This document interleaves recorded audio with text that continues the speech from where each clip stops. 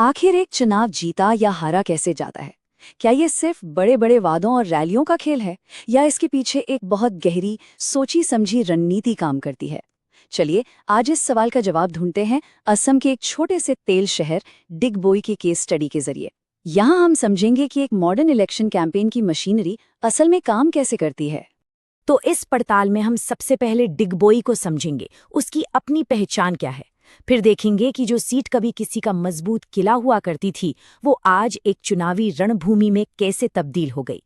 हम लोगों की असली शिकायतों को सुनेंगे और फिर उस प्लान को डीकोड करेंगे जो विपक्ष अपनी वापसी के लिए बना रहा है, खास तौर पर आज के डिजिटल जमाने में।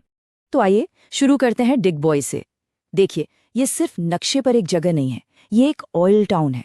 और यकीन मानिए, यहाँ की हवा में जो तेल की महक है ना, वही यहाँ की इकोनॉमी और पॉलिटिक्स दोनों की कहानी बयां करती है। लोकेशन की बात करें तो डिगबोई पड़ता है अपर असम में, और ये डिब्रूगढ़ लोकसभा सीट का एक बहुत ही जरूरी हिस्सा है। मतलब यहाँ का नतीजा सिर्फ ये तय नहीं करता कि एमएलए कौन होगा, इसका सीधा असर दिल्ली की सियासत पर भी पड़ता है। अब जरा 2021 के नतीजों पर एक नजर डालिए। तस्वीर बिल्कुल साफ हो जाती है। बीजेपी के सुरेन फुकुन को मिले 55% से भी ज्यादा वोट, और दूसरी तरफ कांग्रेस सिर्फ 30% पर सिमट गई। ये कोई मामूली जीत नहीं थी, ये एक बहुत बड़ी एक तरफा जीत थी। इससे साफ पता चलता है कि उस वक्त डिगबोई की हवा का रुख किस तरफ था। लेकिन कहानी हमेशा से ऐसी नहीं थी। यहीं पे तो असली ट्विस्ट है। सवाल यह है कि जो सीट एक जमाने में एक पार्टी का, कह सकते हैं, अभेद्य किला हुआ करती थी, वो आज उसके सबसे बड़े विरोधी का गढ़ कैसे बन गई। आइए इस सियासी उलटफेर की कहानी को समझते हैं। ये टाइमलाइन देखिए, ये खुद ही पूरी कहानी बता रही है। 1991 से लेकर 2011 तक पूरे 2 दशक ये कांग्रेस का मजबूत गढ़ था। फिर आया 2016 का साल, जब पहली बार बीजेपी ने यहाँ जीत दर्ज की, और 2021 में उन्होंने अपनी जीत के मार्जिन को और भी बढ़ा लिया। ये बदलाव बिल्कुल शीशे की तरह साफ है। 2021 के वोट शेयर को और करीब से देखें। बीजेपी 55% पर और कांग्रेस 30 पर, करीब करीब 25% का गैप। ये सिर्फ एक नंबर नहीं है, ये विपक्ष के सामने एक पहाड़ जैसी चुनौती है। इसे पार करना है तो कोई आम स्ट्रैटेजी काम नहीं आएगी, कुछ एक्स्ट्रा ऑर्डिनरी सोचना होगा। और ये जो 25% का फासला है ना, जब इसे हम वोटों की गिनती में देखते हैं तो ये बन जाते हैं लगभग 27,000 वोट। सोचिए, 27,000 वोट, ये एक बहुत बड़ी खाई है जिसे भरना होगा। अब असली सवाल यही है कि ये होगा कैसे। अच्छा, तो इन नंबर्स के पीछे की वजह क्या है? लोग अपना वोटिंग पैटर्न क्यों बदल रहे हैं? इसका जवाब हमें बड़ी बड़ी रैलियों में नहीं मिलेगा। इसके लिए तो डिगबोई की गलियों में उतरना होगा और आम लोगों की असली परेशानियों को सुनना और समझना होगा। तो सवाल उठता है, जमीन पर असली मुद्दे हैं क्या? रिपोर्ट जो बताती है वो बड़ा दिलचस्प है। लोगों के सबसे बड़े मुद्दे बहुत ही बुनियादी हैं, पीने का साफ पानी और नौजवानों के लिए नौकरियां। इसके बाद आते हैं सड़क, बिजली और महंगाई। देखिए, ये सिर्फ इलेक्शन के मुद्दे नहीं हैं, ये हर नागरिक के सम्मान के साथ जीने के अधिकार से जुड़े सवाल हैं। और जब हम इन मुद्दों पर बात करते हैं तो ये हमारी जिम्मेदारी बनती है कि हम हर व्यक्ति की गरिमा का ध्यान रखें और एक सूचित जिम्मेदार बहस को बढ़ावा दें। यही वो जमीनी हकीकत है जो आखिर में बड़े बड़े सियासी समीकरणों को बना या बिगाड़ देती है। इस बात को समझने के लिए ये एक मिसाल काफी है। एक मल्टी करोड़ का वाटर प्रोजेक्ट शुरू तो हुआ, पर कई बस्तियों तक साफ पानी आज भी नहीं पहुंचा। सोचिए, ये सिर्फ एक रुका हुआ प्रोजेक्ट नहीं है, ये लोगों का टूटता हुआ भरोसा है। तो अब सिचुएशन क्या है? एक तरफ लोगों में कुछ मुद्दों पर नाराजगी है और दूसरी तरफ विपक्ष एक बड़ी हार का सामना कर चुका है। तो ऐसे में कमबैक की स्ट्रैटेजी क्या हो सकती है?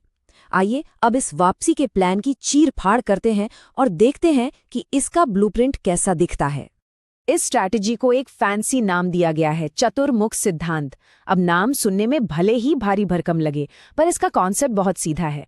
मतलब लड़ाई एक फ्रंट पर नहीं, बल्कि 4 अलग अलग फ्रंट पर एक साथ लड़ी जानी है। देखते हैं कौन से हैं ये 4 मोर्चे। तो ये है वो पूरा ब्लूप्रिंट। पॉइंट नंबर 1, जो भी वोट सरकार के खिलाफ है उन्हें बिखरने से रोकना, एकजुट करना। दूसरा, जमीनी लेवल पर यानी बूथ लेवल पर अपने संगठन को फिर से मजबूत करना। तीसरा, नैरेटिव की लड़ाई में नेशनल मुद्दों से हटकर पानी, रोजगार जैसे लोकल मुद्दों पर फोकस करना। और चौथा, जो सबसे अहम है, नौजवानों से जुड़ने के लिए सोशल मीडिया का जमकर इस्तेमाल करना। बिल्कुल सीधा, साफ प्लान। और यहीं पर नैरेटिव की असली लड़ाई दिखती है। एक तरफ सत्ता पक्ष का नैरेटिव है डबल इंजन सरकार, विकास, राष्ट्रवाद, और दूसरी तरफ चैलेंजर का काउंटर नैरेटिव क्या है? लोकल एंटी इनकम्बेंसी, यानी स्थानीय मुद्दों पर सरकार से नाराजगी, रोजगार और एक ऐसा कैंडिडेट जो धरती का बेटा हो, जिससे लोग जुड़ाव महसूस कर सकें। क्योंकि आखिर में चुनाव सिर्फ वोटों का खेल नहीं, कहानियों की लड़ाई भी है। और आज के जमाने में ये कहानियों की जंग सिर्फ मैदानों में नहीं लड़ी जाती, ये हर किसी के हाथ में मौजूद मोबाइल फोन पर लड़ी जाती है। यहीं पर एंट्री होती है डिजिटल वॉर रूम की।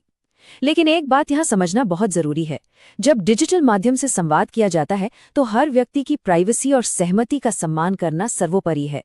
भारत का डीपीडीपी फ्रेमवर्क इसी बात पर जोर देता है। बिना सहमति के किसी की जानकारी का इस्तेमाल करना सही नहीं है। तो इस डिजिटल वॉर रूम के हथियार क्या क्या हैं? सबसे पहले तो व्हाट्सएप ग्रुप्स का नेटवर्क, जिनके जरिए अलग अलग कम्युनिटीज तक सीधे मैसेज पहुंचाए जाते हैं।